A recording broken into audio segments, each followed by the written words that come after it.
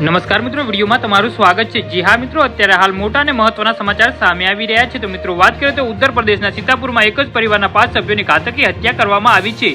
નવાઈની વાત એ છે કે આરોપી યુવકે પોતે પણ આત્મહત્યા કરી લીધી હતી, એટલે કે એક જ પરિવારના 6 લોકોએ આ દુનિયાને અલવિદા કહી દીધું છે। જી હા મિત્રો, અત્યારે હાલ મોટા અને દુઃખદ સમાચાર સામે આવી રહ્યા છે।